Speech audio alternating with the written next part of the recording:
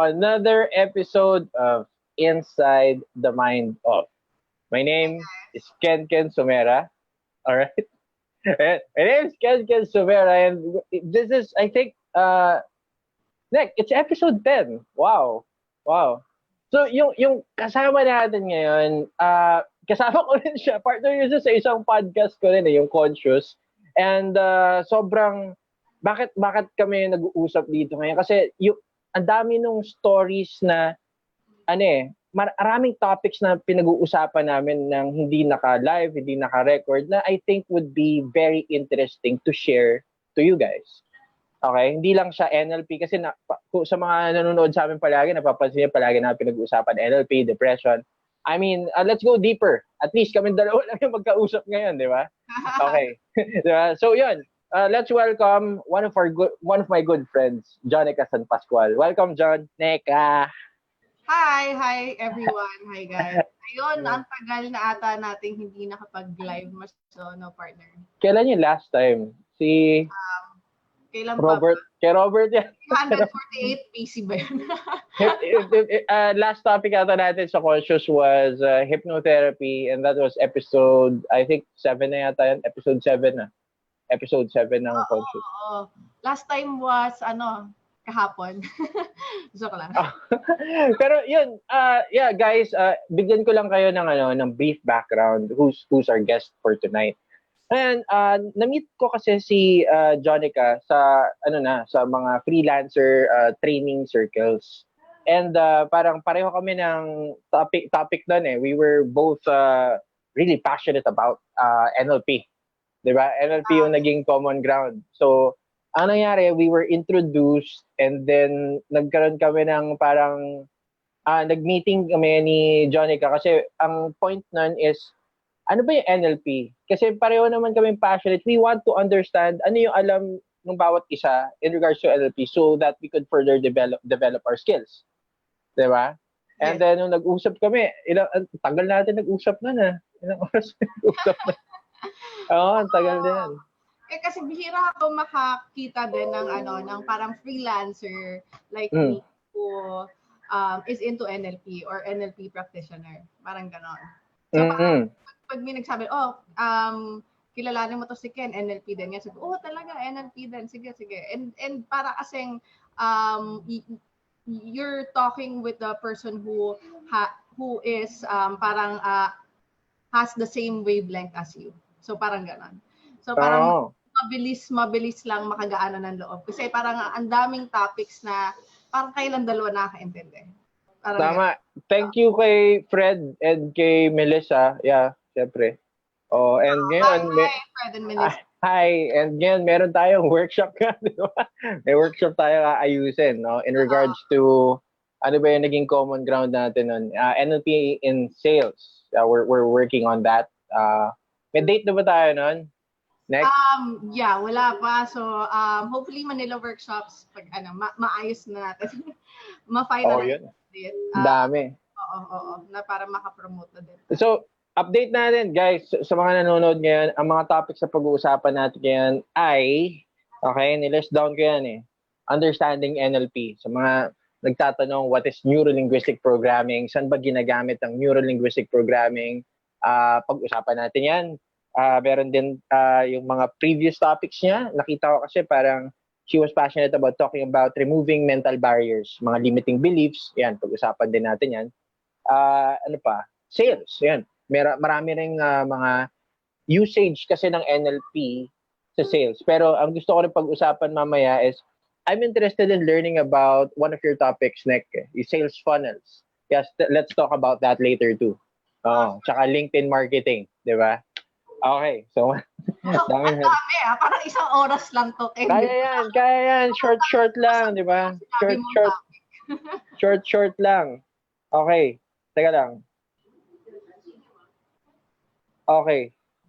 Teka lang, di ba ako natag? Next. Di ba ako natag? Lumabas mo yung live?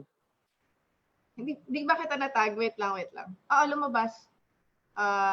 Wait. Lumabas naman yung live, Kita, nandyan ka. Teka. Ang account mo. Oo. Yan lang, guys. Wait lang, ha. Short workout. Yan, add to timeline. Okay. Okay, perfect. Sino ba yung mga friends natin na watching ngayon? Shoutout muna tayo sa mga kaibigan natin. Ayan. Hi, Ice. Ayun, mga nakita ko. Hi to those who are watching. Ayan, oh. Eileen Ferrer. Hi. Welcome to the show. Yeah, pag may questions kayo, feel free to jump in. Comment nyo lang. Oh, comment lang kayo. I'm here. Para alam namin na nandyan kayo, di ba? So that we could acknowledge your presence. Kasi most of the time, pag nagla-live kami ni Jonica, nakakalimutan namin mag-hi doon sa mga friends namin na nanonood. Ay, may nanonood pala. Sabi naman.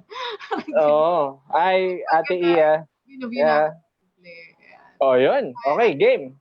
So, next, tell us probably a short story. I mean, how did you come to be? What made you passionate about what you're passionate about now? Okay. Sige, I'll tell you a story why I ended up as an NLP practitioner. So, at 23, I started my own business.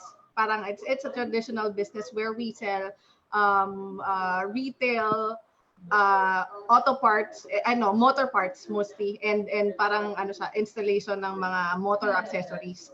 So after 4 years, I had to sell it for some reasons.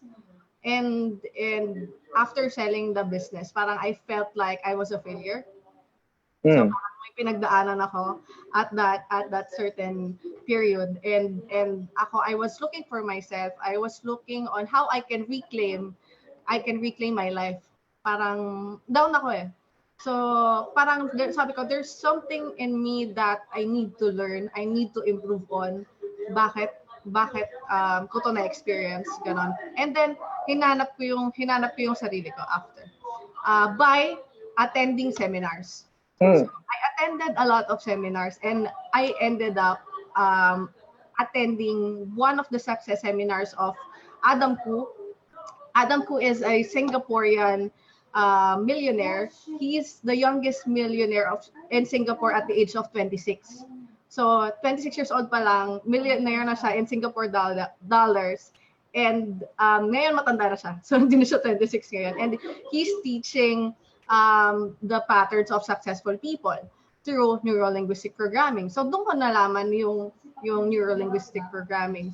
So sabi ko, hindi ko siya alam totally. Wala akong alam until I attended that seminar. So sabi ko, this is what I need at this moment. Ito yung kailangan ko, motivation. I need that learning on how I can know the patterns of successful people so I can apply it to myself. So yun yung pinaka parang reason ko why I joined the seminar, why I attended the course on NLP Practitioner. Yung problem ko lang at that time is sa Singapore siya gaganap. And sabi ko, ang layo naman para sa course na to. Pero it's an intensive learning. So siya, 3 modules siya na I need to finish, and at the same time I can get license after, international license. So sabi ko, worth it. Parang it's an investment for me if this course will change my life. So sabi ko, why not? Diba? Why not? Diba? Yun yung kailangan ko at the moment. So after attending that course, I became an NLP practitioner, and really, honestly, it was a breakthrough for me. Doon ako naka-experience ng total breakthrough na parang, NLP, ganito pala. Kung kaya ng mga successful na tao, kaya ko din. So kung kaya may mga taong sobrang millionaire, billionaire, may mga tao na parang really successful, kaya ko din. Kasi we have the same number of neurons. Meron tayong pare-parehas na mga utak, di ba? Anong meron sila na wala ako? Kung ano meron sila, pwede ko yun gayahin. Pwede ko gayahin para maging successful ako kagaya nila. And that's one of many things na tinuro din sa akin ng NLP. Solid, no? Yung NLP. Siyempre sa mga nakakausap natin na friends in the community that also are NLP practitioners, iba-iba ang daming applications ang daming background Other people use NLP for coaching. Other people use NLP for sales, for public speaking. Dun sa mga side ko naman, NLP is used for therapy, to work with confidence, self-esteem issues, and anxiety. Ganun naman. Iba-iba yung usage Pag-usapan natin yan, guys. So, after nun, ano pa yung push dun sa journey mo? After dun kay Adam ko, ano yung ginagawa mo ngayon? Bago kasi yun, nagtatanong na ako sa sarili ko. I've been asking myself if tutuloy ko ba yung pagko-coach ko. Kasi parang si Adam ko kasi, he is a success coach din. Success coach siya. And sabi ko, gusto ko maging kagaya niya. And with NLP, sa naturo natin, di ba? Kung kaya niya, kaya mo din. It's just a matter of like taking action. It's just a matter of strategy. Paano ba? And from then, I decided na magiging coach ako. I decided na gusto ko maging isang public speaker. So, doon ako nag-start by deciding and by doing my own public speaking event with those friends. Kasi hindi ako sanay na hindi ako sanay nagsasalita like ganito, mag-FB live. Hindi ako sanay na yan. Pero once na nag-decide ako, gusto ko na maging ako yon. So that's something nice. Na nasabi mo yung sa public speaking kasi there are a lot of friends na syempre through the years palaging may takot isa yan sa mga number one fears ng tao public speaking. So ano yung what helped you actually talaga push yourself to become who you are now na public speaker ka ngayon? Sa NLP actually I've learned na wait talakas ata nung ng TV namin, wait lang. Ayun, Ate Iya, tong neuro-linguistic programming. It's parang tool kasi na ginagamit niyan for communication din. NLP was made by Richard Bandler and John Grinder. Gamit yung studies nila from psychology and hypnosis and other practices. Ayun, balik na tayo. Nandiyan na si Okay, shortcut lang ako, man. Okay, ayun. NLP kasi we've learned na parang fears can be conquered Diba? Fears, parang normal yan Tao tayo, nakakaramdam tayo ng takot, nakakaramdam tayo ng kaba. Hindi natin maiwasan yan pero nasa atin, we have the power to choose to take an action, whether we let our fear conquer us or we conquer our fears. So, with NLP, we want our mind to know that we are in control, that we are taking charge of whatever emotions that we have. It's okay that you feel fear, it's okay na kabado ka, hindi mawawala yan, pero pag nagstay ka doon and you let it overpower you, that becomes the negative emotions. Kasi may nahinder siya may nahinder siya na goal mo, may nahinder siya na gusto mong gawin. So, ayun yung naituro din naman sa akin ng NLP. So, everything starts with the mind and we control our mind. So, very powerful siya. Very powerful ang mind natin. Whatever we decide on, if we're committed to do it, magagawa natin siya. Kung ganun mo kung gusto yung public speaking, hindi naman necessary na humarap ka agad sa 1,000 people, 'di ba? Start by little steps. Kumausap ka muna ng kapitbahay niyo, kumausap ka muna ng strangers, 'di ba?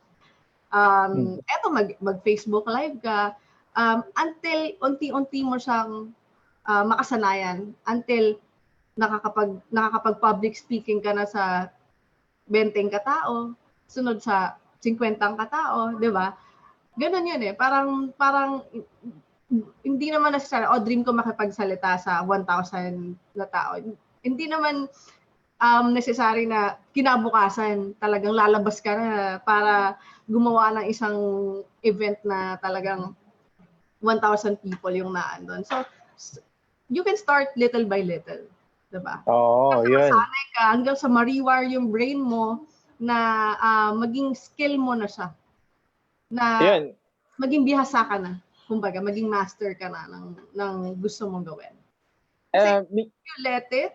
Sige, go muna. And that's it. Sige. Nakikinig ako. You let it. Tapos? If you let it conquer you, halimbawa, may nag-aya sa'yo, pwede ka ba ma-invite mag-public speaking sa ganito, ganyan? Pwede ka ba maging speaker sa ganito? And then, takot ka. Ayaw mo. Parang, baka wala namang maniwala sa akin. Baka mahusgahan lang ako doon, di ba? Siyempre, maraming negative tatakbo sa utak mo eh. Di ba? So, sa'yo, iiwas ka. Tatanggi ka because of that fear na na-feel mo. So, tendency pag may nag-invite sa'yo ulit, iiwasan mo siya ulit, itatap na yan ng brain as fear. So, kada may nag-i-invite sa'yo, natatakot ka ng natatakot, it's like a snowball effect na parang lumalaki lang yung takot mo. And hanggang sa kakaiwas mo doon sa situation, nagiging phobia siya. Parang lumalaki lang siya ng lumalaki. Kasi iwas ka ng iwas. And your mind tags it as fear. Diba? Parang ganun yan eh. So, nagiging snowball effect siya. Yun. Sa akin, siguro, I could give help sa mga friends natin na who wants to do public speaking or asks us with regards to confidence, self-confidence. Pwede kasing laruin yung isang concept ng NLP. It's what we call anchoring. The mind works by associating things. Okay, A is equal to B. Okay, it creates meaning. It connects meaning then. And ang maganda dyan is, for example, bakit ka ba takot magsalita sa harap? Diba? Most of the time we're not aware why. It's just andun lang siya. Ayoko kasi parang may judgment. Most of the time, it's judgment kasi. Natatakot dahil may judgment. Or, hindi mo pa kasi nasusubukan. Kaya hindi mo alam. Okay? Karamihan ng fear is yung fear of the unknown. Kaya karamihan ng tao kinakabahan. Or they become nervous because they don't know what's gonna happen next. Diba? So ngayon, pwede mo laruin yung mental imagery mo. I've done this coaching siguro a year back. May tinuturuan ako nasa MLM industry kasi siya. Kailangan niya magsalita. Close your eyes and then I want you to actually visualize slowly yung step-by-step process nung papunta ka dun sa harapan ng tao. Okay? And I want you to just stand there tapos titingnan mo lang. You don't have to fucking speak. Doon ka lang. Tayo ka lang sa harap. And then, habang na-visualize mo yan, ang pinaka-importante doon is ma-feel mo yung feeling na nandun sa harap. Okay? Kasi once you get comfortable with the stares of people, okay, ang dami kasing daya niyan. Pwede ka naman hindi tumingin sa kanila in the first place. You know what? A lot of public speakers will actually say that they don't even see the audience. Tama ba, Nick? Hindi mo nakikita yung mga tao minsan. Oo naman. There are actually a lot of NLP programming hacks or mind hacks to face your fear of public speaking. So, nandyan din yung parang yung circle of excellence, di ba? Mag-i-imagine ka ng may bilang. Sige, run mo nga yung circle of excellence. Sobrang, yan, syempre, lahat ng practitioner yan, alam yan. nasa guidebook ng NLP yan, the circle of excellence. Sige, paliwanag muna natin sa audience yung circle of excellence kasi yan yung isa sa mga strategy on how you can develop confidence in public speaking. So, in NLP kasi we categorize people in three categories. So, merong auditory, visual, and kinesthetic. So, alam natin auditory, it's more of like hearing. So you learn through hearing, and visual through seeing things, and kinesthetic when you it's more on touch, diba? So you have to visualize lang a circle and ikaw yung nasa gitna. Actually, hindi ka pa, ang haba nitong process na to, Ken, baka abutin tayo ng bukas. Shortcutin na lang natin yung circle of excellence. Yes. Ikaw na. Sige. May bilog, and then you visualize yourself in that circle. And yun yung circle na yun yung confidence area mo. Doon ka pinaka-confident. You have to imagine the time when you were last confident. So, kailan yung time na talagang naging confident ka? Nung binubuli mo ba yung 6-year-old mong kapatid? Or, sige, more positive example. Grabe yun. Ganun ka ba nagkaka-confident? Okay, sige. Akala ko ganun ka nagkaka-confident. Nung nagre-report ka ng high school, ako ini-imagine ko, nung nagre-report ako nung high school, yun, feeling ko sobrang confident ko. Or nung meron pa akong business, when I talk to my employees, ganyan, sobrang confident ko. Nick, alam ko na yung question. Para mabilis to. Sige. Ayan. Okay guys, here's visualize mo lang siya. Super fast lang. I know we have a lot of topics that we want to cover within 1 hour. And ito lang, yung circle of excellence, kung sa mga nanonood ng anime o mga witchcraft, mabilis mag-visualize siya. Imagine ka lang may circle dyan sa harapan mo. Okay? May magic circle dyan sa harapan mo. Okay? And then, as you close your eyes, I want you to ask yourself, when was last time you actually felt really confident? Okay? Ulitin ko yung question, ha? When was the last time you actually felt really confident? Okay, go back to that time. Okay. If you could enumerate more than one scenario, that's sobrang okay. So, kuwari, nanalo ka sa sugal, sinagot ka ng girlfriend mo, nag-propose ka, or graduate ka, first kiss mo, first sex mo, ikaw bahala ka na kung ano yung nakakabigay sa'yo ng feeling, ng confidence na yun. And then, kung na-enumerate mo na yun sa utak mo, ang gagawin mo lang is, imagine mo lang yun. Pag nandun ka na sa circle, nandun ka na sa loob, imagine mo lang lahat ng nangyayari hanggang sa makuha mo ulit yung feeling na yun. And ang added dito is, okay, nandun ka na sa loob ng circle of confidence mo, tapos nandun na lahat ng feelings, nandun lang yun, no? Nasa loob mo lang, nahihigop mo na yung buong energy na yung confidence na yun, pumapasok na yun sa'yo, and lahat nararamdaman mo na sobrang confident ka na. Pwede mo pang dayain yun by adding an anchor. Okay? So, kunwari, for example, there's this show ni Darren Brown, and ang ginawa niya is focus. Pag tinatapik niya yung dito niya, every time natatapikin niya yung dito niya, nagkakaroon siya ng focus. So, in-anchor niya yung focus sa action na yun. Okay? So, for some people like me, I've parang naghanap ako ng isang pain point. So, meaning, parang pressure point sa mga kung fu, di ba? Kung nanonood kayo yan. Pag pinipindot ko kasi to, masakit siya. Hanap ka ng point na pag pinindot mo, masakit para maalala mo. So, every time I'm confident, I do a stacking anchor. Yun yung tawag namin doon. Every time I feel confident, I press this. Every time I feel confident. Para pag dumarating dun sa point na I feel nervous or I need confidence, na kung may araw man na ganun, I just have to press this and my mind tricks itself to go back to that state of mind, which is yung state of confidence. Okay? So, ang daming pwedeng laro eh. Kasi once you play with the understanding, and NLP is a tool. So, if you play with the tools, you could create your own tools that would fit your system. Iba-iba kasi tayo ng system eh. Diba? System, so, yun. How you operate. Diba? Oh, how your mind operates. Parang, and anchor by the way, paliwanag lang natin sa audience, is parang link siya.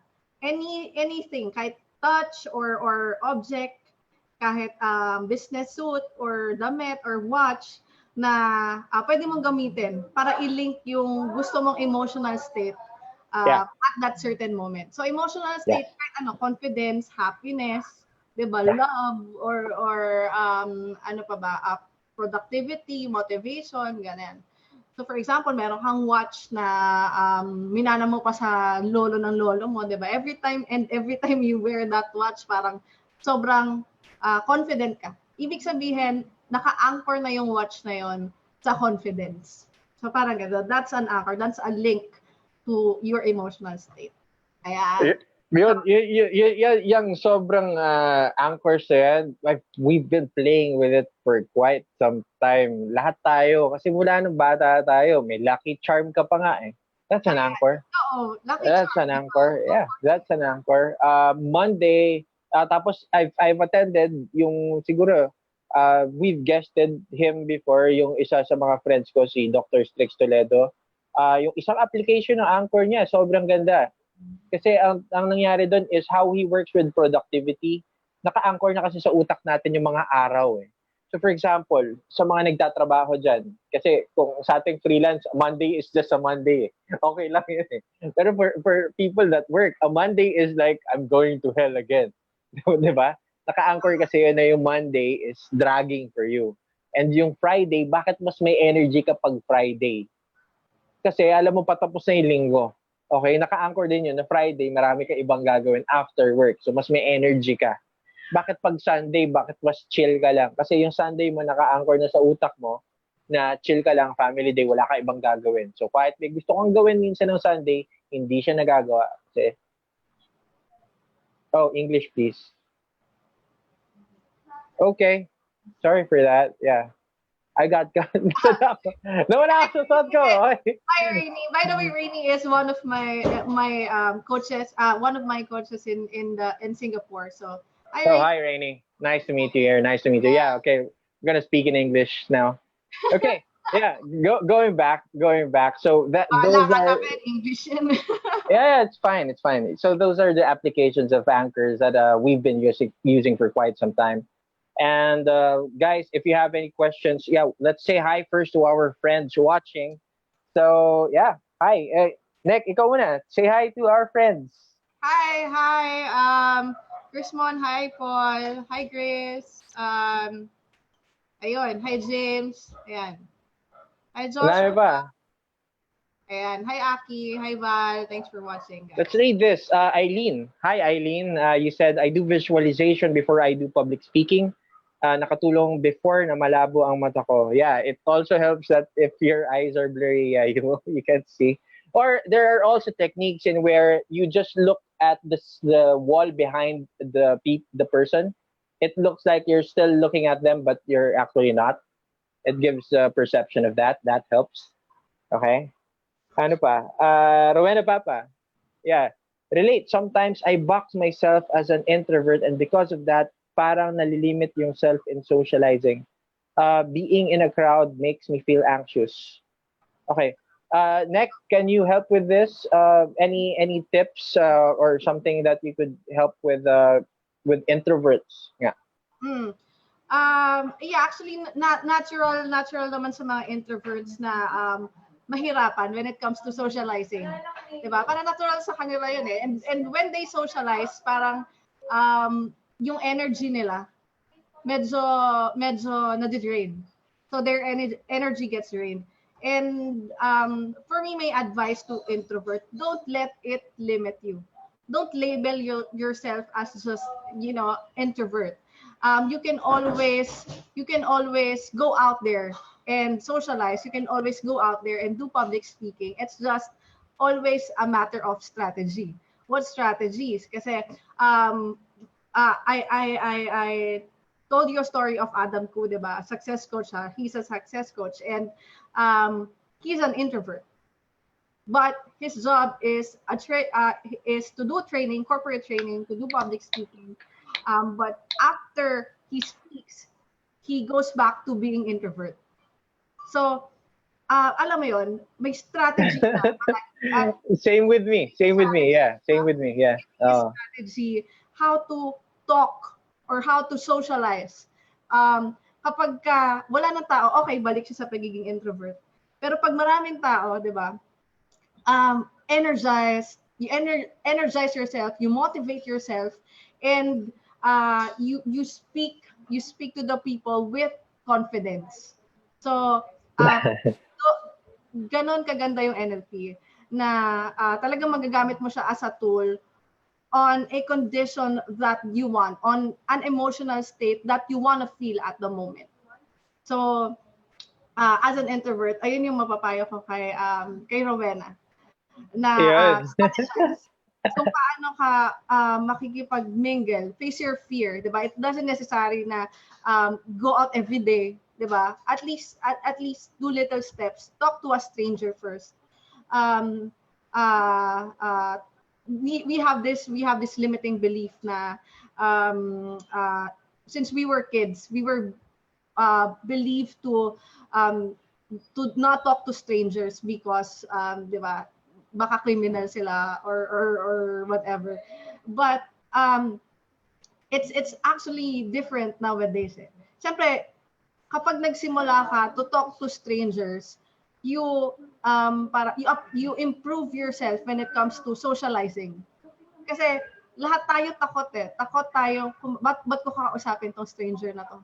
Ba't ko kakausapin to, 'di ba? Pero pag nagawa natin yung challenge na yon, wala na sa atin kumausap eh. Kumausap ng mga tao na nasa pila, 'di ba? Like a simple good morning, kahit yung mga cashier na nabibilhan natin sa Starbucks, 'di ba? A simple hello or a simple good morning can rewire our brain into socializing. So, para hindi tayo na-rewire yung brain natin, hindi siya nasasanay na wala tayong kinakausap. Na nakabox lang tayo sa sarili lang natin kausapin natin. Na matatakot tayo sa tao na may tumawag lang, ayoko kausapin. Ayoko sagutin yung phone, ayoko kumausap ng tao, 'di ba? Kasi nasana yung sarili natin na wala tayong kinakausap. So, gano'n na-rewire yung brains natin or neurons natin. So, sanayin natin na from time to time, we socialize, even not to strangers or to friends. Diba? And of course, if pakausap tayo na stranger, yung mukhang harmless. Diba? Ingat ka rin doon, yung mukhang harmless. Minsan yun yung harmless. Yeah. So it's actually fulfilling to talk to strangers. It's one exercise that we did in our NLP course back in Singapore. That's our last exercise, to talk to strangers. And there was this story that one of the attendees talked to someone who's so depressed na kung hindi siya nakausap ng tao at that moment, mag-suicide na siya. So you'd never know. You'd never know, the people that you're talking to. It doesn't hurt to say hello. It doesn't hurt to greet someone. It doesn't hurt to tell someone that you're great, you're awesome, di ba? You're enough, you're good enough, you're beautiful enough, di ba? It doesn't hurt to tell someone like that. Nice butt. Oo, napansin ko nga yung reaction mo sa post ko na yun. Lol. Yeah. Wait, may tayo. Paul Gatan has a question. Yeah. He said kanina, I anchor my confidence sa bote ng Red Horse. Dude, nice. Yeah, man. And he has a question in regards to what's your take on Tony Robbins' NAC, neuro-associative conditioning? NAC is just the same with NLP. Kasi NLP, you can't use it without certification or license because madedemanda ka ni Richard Bandler. So, si Tony Robbins, hindi niya natapos yung mastery and train the trainer. So, he can actually teach it. And when he parang used NLP in one of his trainings, nasu siya. Na-demanda siya ni Richard Bandler. So, he's using NAC now to rebrand NLP.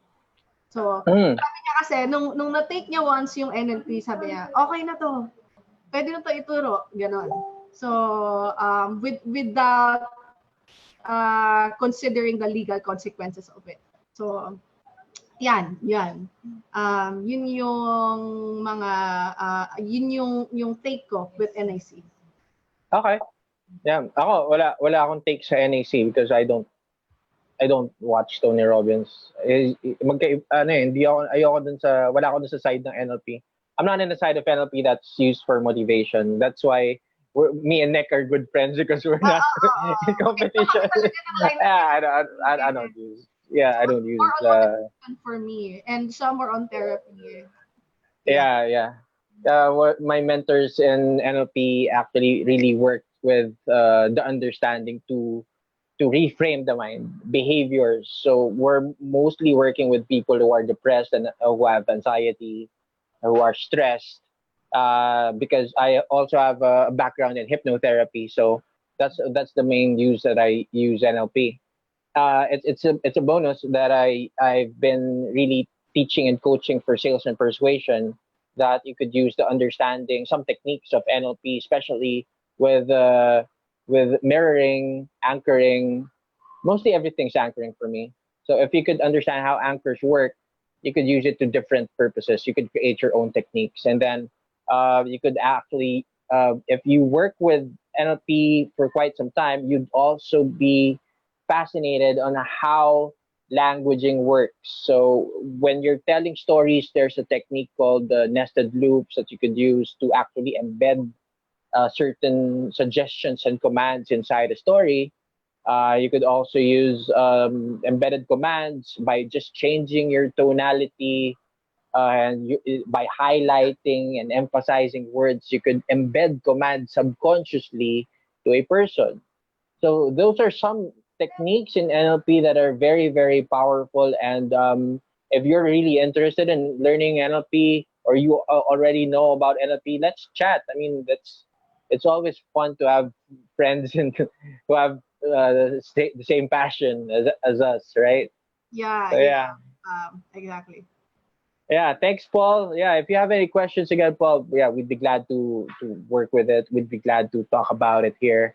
Or if you have any opinion, yeah, feel free to comment also, because yeah, of course, everyone has their own opinion.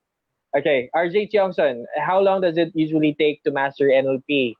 I'm not. I couldn't say that I'm a master, but there are courses for that. And an NLP practitioner course would run for around I think that's around 10 to 15, 16 sessions, usually.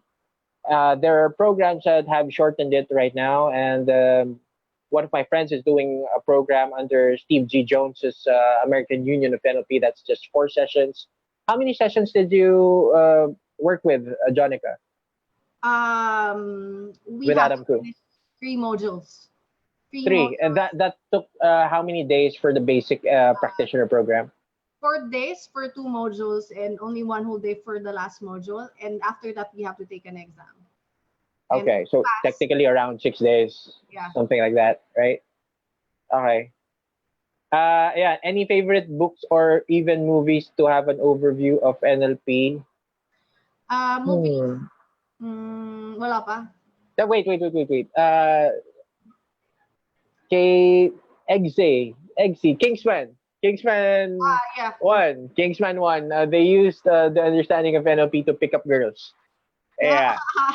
So NLP has been also used.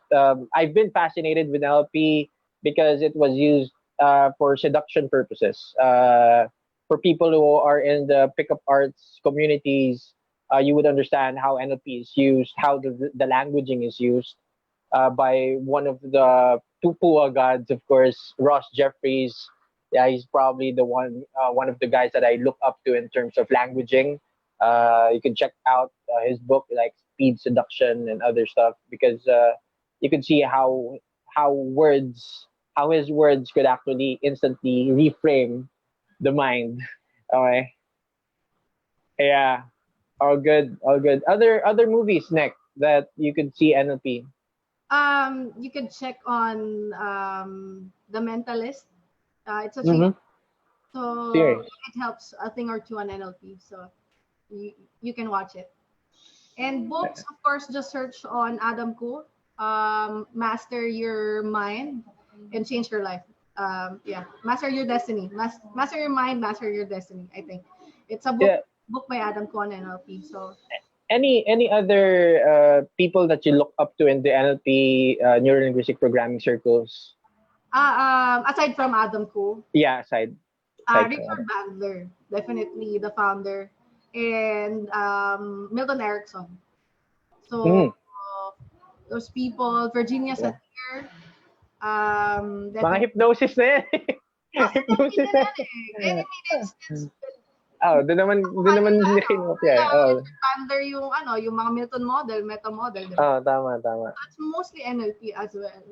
And Tony Robbins really is really good in NLP, and mostly clients niya talaga celebrities, sila Oprah and all that. So solid. Tony Robbins. You can watch his movie on Netflix. I'm not your guru. Something. I'm your guru. Basta I'm not. Sobrang cheat kasi niyang word na yan na not. Kasi pag anything na sabihin mo yung not, mas napapansin mo yung what's after the not.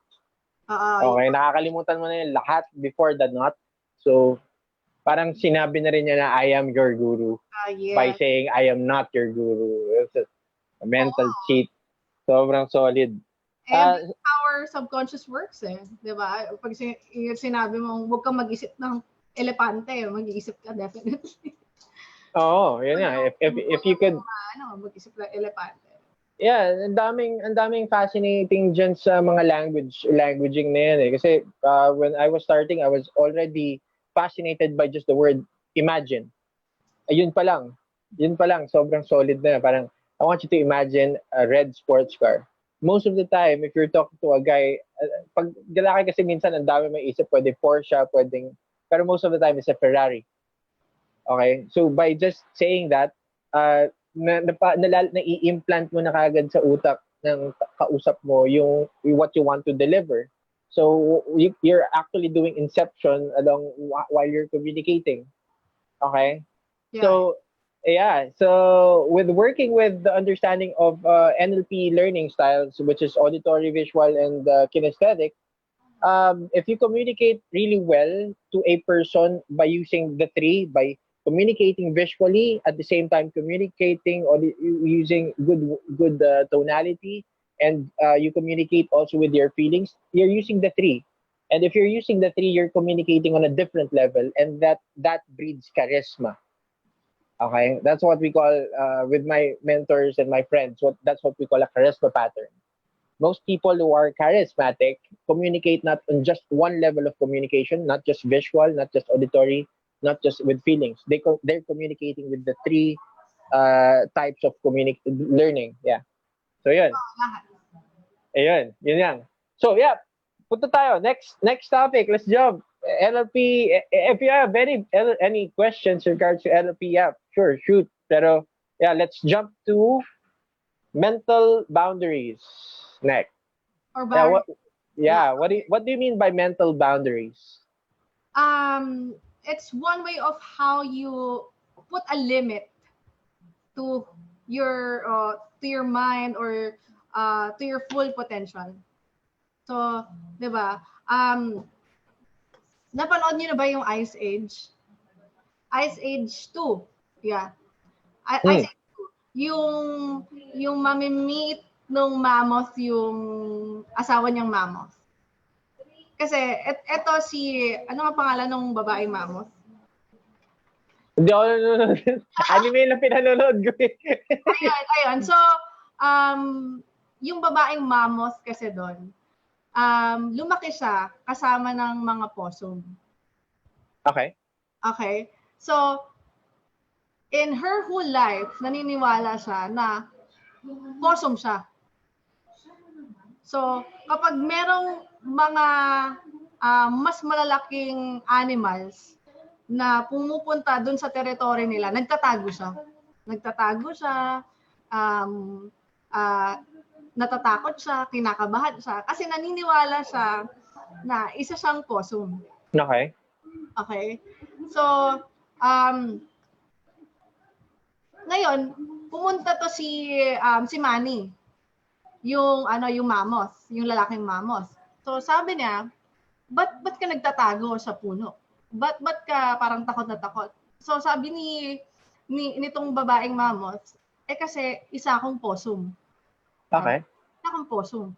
So, sabi ni Manny, ha? Hindi ka possum, isa kang mammoth. And ang lakas-lakas mo eh. You can do better than this. Sabi niya ganon. So, sabi niya, ha? Mammoth ba ako? Eh, sabi ng mga kapatid ko, possum ako. Sabi ng nanay ko, possum ako. Ganyan. So, pina-realize sa kanya ni Manny kung sino talaga siya. Na isa siyang mammoth and ang lakas-lakas niya, ang dami niyang pwedeng gawin. Pwede siyang makatumba ng puno, pwede siyang makapatay ng isang animal, pwede niya ipagtanggol yung territory niya kasi yun yung kakayahan niya. So, mental barrier is like one way of thinking na isa kang possum, pero isa ka talagang mammoth. So wait lang Wala may ipis. Wala may ipis. May sunog ata dito sa bahay at may sumisigaw. Okay, ayan. So going back to the topic. Ayan. So all her life, she thinks na yon possum siya when she's meant for greatness, 'di ba? Kasi ang kakilala niya. So, yeah, it's like the story of the ugly duckling. Yeah. Kagaya nating mga tao, sometimes our mental barriers put us into a box or a limit na hanggang dito lang ako. Na ito lang kakayahan ko. Pero yung totoo talaga, eto ka. Pwede kang maging author ng libro, pwede kang maging artista, pwede kang maging Hollywood star, pwede kang maging presidente, di ba? You're really meant to be great. It's just a matter of realizing that na sa'yo. It's just a matter of paano mo siya ma-realize na mayroon kang malaking potential.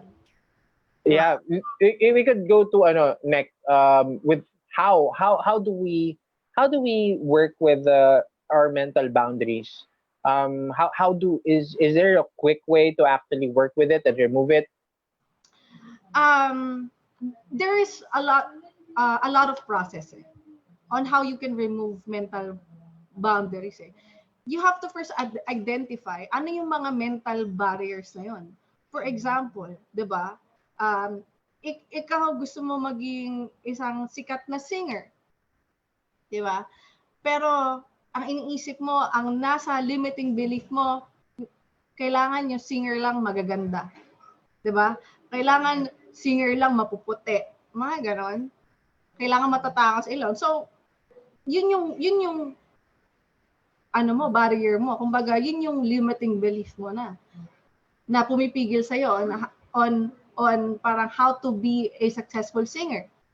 So, for example, ikaw naman gusto mo maging isang businessman, gusto mo maging successful businessman, pero naniniwala ka na para maging successful businessman, kailangan meron kang malaking kapital. So, hindi ka nagtatayo ng business. Diba? Hindi ka nagtatayo ng business. So, you have to be aware of those things. Kung ano yung mga mental barrier mo, anong pumipigil sa'yo para makamit yung goal mo na yun. And then, pag aware ka na, you have to accept it and find ways or evidences, proof sa sarili mo na, ay, bakit naman si Andrew E. hindi naman ganun kagwapuhan pero naging sikat na singer. Diba? Ba't naman si Black Jack? Well, something like that. You have to convince yourself na walang barrier. It's just you that's making that. It's just you who is limiting yourself. So, pag na-realize mo yon, and then you find your why, bakit mo gusto yung bagay na yon. Diba? You find your why. Then, you can do the how. Paano? Diba? So, first of all, kasi in terms of mental barriers, ang dami niyan eh. Diba? Andun nga yung limiting belief, andun yung fear, takot, andun yung self-doubt, diba? Andun yung low self-esteem. So, ang daming negative emotions in place. And pag na-overwhelm ka niyan, pag na-conquer ka niyan, you can never take one step to your goals. hindi ka makakausad eh. Masa-stuck ka dun. Kaya minsan, gigising ka sa umaga, you feel so tired of your routine. Ganito na lang babuhay. Kasi you're not getting outside of your comfort zone. Diba? So, sometimes we feel lost. We feel stuck. Tama ba yung tinatahak ko? Tama ba yung tinatahak kong landas? Or parang feeling ko meron pa akong dapat gawin. Kasi, you're not getting outside of your comfort zone. And those negative emotions are limiting you. Diba? So, kailangan, you have to change something. And you have to find the reason why kung ba't ka magbabago. You have to know your reason to change and to take one step further to reaching your goals. So, yun kailangan mong malaman para ma-break yung lahat ng mental barriers mo. Because if you find your reason, your main reason why you want to do or want to achieve your goals, wala ka ng excuses eh. Fears, wala lang yan. Wala na lang yan. Doubts, wala na lang yan. You will take risks, you will jump, you will take that leap of faith. You will decide na from this moment on, this is going to be you. Yun. Parang yun na. Ikaw na yun. Gagawin mo na yung goals mo. I-reach mo na yung dreams mo from that moment on. So, yun. I totally agree with that. So, yun, may question tayo. Hindi question to, statement. Kay Rowena. Hi, Rowena. Sabi niya is, sometimes due to past failures or mistakes, we ask ourselves if this is the right thing or path. To answer, to give, to connect with your question or statement, kasi, minsan talaga dumarating tayo, we come to a point in where we ask that. It's important that we ask that to ourselves. Pero what's more important is if we are getting the answers that we need from ourselves. Okay? Kasi in regards to therapy, most of the time, we work with asking questions, and sometimes we don't get answers. Maybe because we're asking the wrong question at that time. There are times that we're not ready to answer a specific type of question because we're not yet ready to actually answer it. Am I right? So, okay, going to that, due to our past failures, okay. In regards to limiting beliefs, it's always, siguro, I've worked with a Kentot before, because we've done a course called Limitless.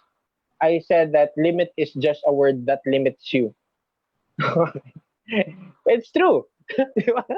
Limit is just a word that limits you. So if you want to work with your mental boundaries, your limits, first, I agree with 100% with what Jonecca said. It's very important that you become aware of what's stopping you first. Okay? And then when you're already aware of what's stopping you, what's the next question that you could ask is actually, what can I do so that I could get over the thing that's stopping me? One by one. You don't do it, don't ask your questions sabay-sabay. Then just answer one question at a time and really sit down and give time to yourself. Okay? Most of the time, you're just walking around and then you ask yourself these questions and then that's it. While you're walking, the thought goes out. Our suggestion, if you want to really work with yourself with these types of moving forward, working with your mental states, sit down, go to a quiet place and where you could actually just relax and just talk to yourself and work with yourself so that you could create better results. Yan lang. I've had a lot of friends over the weekend who were talking to me in regards to, I want to improve myself. I want to create a better me. I want to find my best self. I have too much problems. How can I move on to this? Dudes, man, we've talked. And some of my friends are watching right now. Hi, what's up, bros? Ano lang, just, give more time to yourself. And if you have more time to yourself, everything will unfold. Work with yourself. Watch porn. Watch anime. I mean, Di ba? Feel good. Di ba? Feel good. Play a game, man. Mobile Legends tayo or Dota. Tara. If you have a good feeling about it, you feel fun, you feel happy. It's easier to work with stuff rather than you're feeling depressed and down. It's harder to work with moving forward and developing yourself because feeling depressed makes you down. If you're depressed, talk to people, talk to us, yeah, message, yeah, yun lang. So yun, Yeah. yan. So, ano ko lang, siguro, advice ko lang din kay Rowena about making mistakes. So, with NLP kasi, mistakes are always a learning experience. So, wag mo siya parang i-interpret as something na, ay, baka magkamali ulit ako, hindi ko na to gagawin, 'di ba? Mistakes are always feedback or learning experience for you to be smarter next time, for you to grow and for you to be better next time. So okay lang mag-make ng mistakes. Actually, you have to embrace mistakes. You have to embrace failure kasi nandiyan 'yan eh. 'Di ba? Reframe. Yeah. Kung may gusto kang achieve at alam mo hindi ganon kadali i-achieve, nandiyan 'yan eh. 'Di ba? Wala bihira ang successful na tao na hindi nagfe-fail. They have to fail or we have to fail for us to learn. Para pagdating natin doon sa finish line, we can say to ourselves na deserve natin 'yon. Kasi we've been through a lot. And those journey or those battles that we've been through that made us stronger, that made us wiser, and that made us deserving of the throne that we will have in the future. So ayun. Yun. So ito kay Dale. Dale Miranya Villanda. Pare, astig ng middle name mo, tol. Pang hero yan. Ayos. Dale. Oh, hi Dale. So question niya is, how do you battle consecutive failures or mistakes? Yeah, next. Yeah. Kasi when we fail, 'di ba? We have to learn something from it. So the greatest mistake that we create in life is that are those mistakes that we didn't learn from. 'Di ba? So kung hindi ka natuto dun sa pagkakamali mo nung una or dun sa failure mo nung una, nagkaroon ka talaga ng pagkakamali. Hindi ka natuto eh. And sometimes failures or things happen to us always or paulit-ulit na nangyayari sa atin yung failure because hindi tayo natututo. So, mapapansin mo in your life, ay, nangyari na naman sa akin to. Ba't nangyari na naman sa akin to? In the next 5 years, nangyari na naman sa akin to. Ba't di nangyari sa akin to? So, the reason why is because hindi ka natuto. So, kaya pinapa-experience sa'yo ulit ng life kasi kailangan mo na matuto this time around. So, kailangan mo na, if you experience failure, if you experience a mistake, then you have to learn from it and re-strategize. Anong bagong strategy yung gagawin mo the next time around para hindi ka na mag-fail? Diba? So, ganun yan. Always re-strategize until you reach that success. You take risk. Kasi, di ba, si Einstein nga bago niya na-invent yung light bulb, di ba, it took him 9,999 failures or mistakes para makuha yung last successful bulb. Ayan. Ayan. Yeah, Dale, sa akin, my point of view is, let's put it in, perspective. When do you know that it's a mistake already? You could ask that question to yourself, man. When do you know that it's a mistake? When do you know that it's a failure? Okay? And there's pwede mong aralin nga yung sa NLP by reframing. Reframing. Yung sa reframing kasi, it's you change a meaning in your mind. So for example, we Wait lang. Einstein ba nasabi ko? Kasi Edison, sorry. Oo. Edison. Hindi. Inantay kita. Akala ko correct mo. Ay ko, Einstein. Si Einstein. Ayun, si Edison. Sorry, thanks for correcting. Ayan, sabi ko. Ayan, Paul. Meron pa tayo. Sagutin mo mamaya, Paul. Babalik natin yung question mo. Or social engineering. Balikan natin yan. Okay. So, yun nga. Balik tayo kay Dale. Dale, yun nga. All people, sabi nga, yung frame kanina is all people commit mistakes. Pwede ring i-reframe yun na why commit? You don't have to commit mistakes. Learn from other people's mistakes so that you don't do the same mistake. Okay? What we're playing here with is awareness. Awareness. Most of the time, we're not aware why we made the mistake or the failure. Okay? So if kung masakit na talaga, if it really hurts already, do you want to be hurt all the time? This could also be related to love. I mean, there are a lot of friends that would ask in regards to love, heartbroken, diba? And then with their next relationship, it's the same guy, it's the same pattern, it's the same behavior that will hurt them again. So didn't they learn from the patterns? Okay. So yeah, for you to stop the mistake, be aware of how to actually not commit the mistake again kung paulit-ulit na siya. Yun lang. Awareness. Probably meron ka pang hindi napapansin kaya umuulit siya eh. Check for the last mistake what had happened kaya siya naging mistake. Okay? So yun. Hope that helps, bro. Message ka lang, questions, malapit na kaming Edison. Si Edison. Oo. Yeah, maraming nakaano sa thought process. So, Okay. Ano yan? Ken thoughts. Ken thoughts. Okay. So guys, let's work with sales. Sales, next topic. Pero bago tayo pumunta sa sales, may tanong kasi si Paul kanina in regards to social engineering. What do you know about social engineering? Social engineering for me, I still haven't gone through it or haven't studied it that much.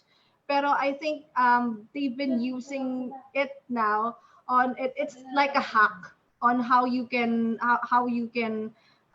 read or manipulate people. I think that's a bit of social engineering for me.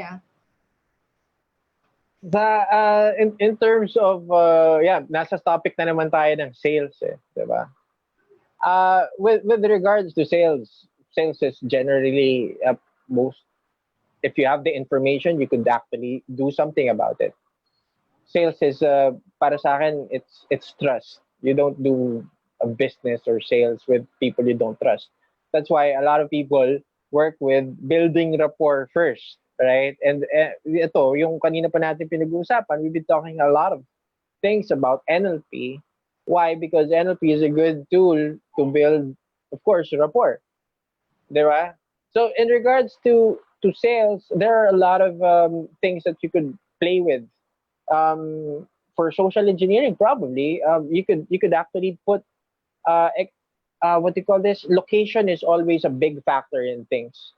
Okay, people act differently when they're in certain locations. So if you put a person in like a party type of setting, don't expect that they would be acting like a professional or something like that. Okay, because they're in a setting that they should act like very casual. Okay, in a bar. Okay, that's why most of the time, most meetings are positioned in a coffee shop so that there's coffee, helps you think, helps your client think. Okay, you don't want them sleepy. If you want them sleepy, go for a lunch meetup with buffet, only buffet, and then do your meeting after your lunch, and there all of the people would be just like zombies, just listening, just saying So yeah, you could play with those things. Eileen, yeah, going back to the topic, you cannot expect different results if you keep on doing the same things. Tama yun. Okay. Yeah, Nick, let's talk about sales. What do you think about rejection? Rejection for me is natural. Andyan yan eh. Siyempre sales tayo eh. Diba? With NLP lang, pag merong rejection or merong resistance from the client, that means you haven't built enough trust. So kulang yung binilt mo na rapport or kulang yung binilt mo na tiwala kung bakit nagkakaroon ng objection or nagkakaroon ng resistance from the buyer's perspective. Ayan. Do you, kasi there are lots of super awesome people right now in the marketing scene that I'm really following super solid in regards to sales. I'm planning to enroll din kay Subi. I forgot his name. Abri Subi. There's Billie Jean. There's Gary Vaynerchuk. There's of course Seth Godin. There, yeah, ang dami. In regards to sales, what's your secret to closing deals? For me, effortlessly lang mag-close ng deals eh.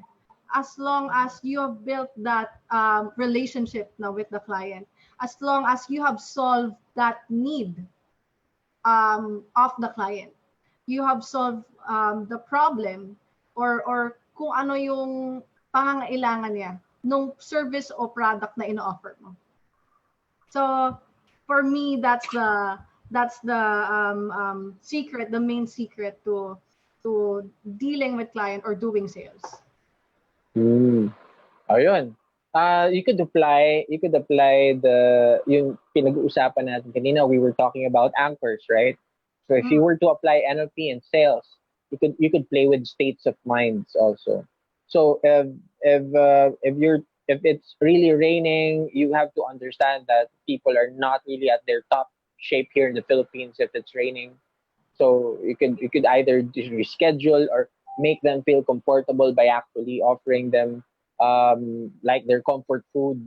And it plays a lot with information. Did you do your research? Did you ask the right questions so that you could get more information from the client?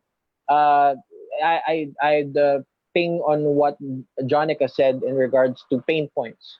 Pain points would be very, very important in the way that people do sales right now and online marketing. Because if you understand the pain points of the person that you're talking to, your client, and then as a salesperson, you address those problems, of course they'd buy from you.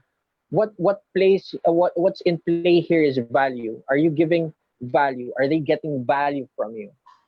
Okay, so yeah, it differs from case to case basis because there are people selling insurance, there are people selling their products, and it depends on each situation. Mostly now for MLM, it's mostly online marketing. They have a lot of steps right now. I've been introduced to some people recently, and it's nice that it's nice. The techniques are really has improved. It's different now. It's different. I'll be interviewing some networkers in the near future, so stay tuned. Yeah.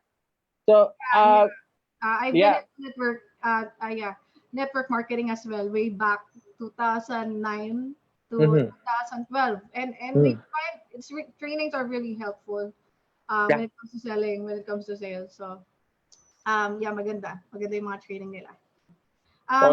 One thing about sales, languaging is important, lalo na when you negotiate or when it comes to closing the deal na and you want the terms to be on your side or favorable on your side. Kasi minsan, 'di ba, nandiyan yung tumatawad yung customer, nandiyan yung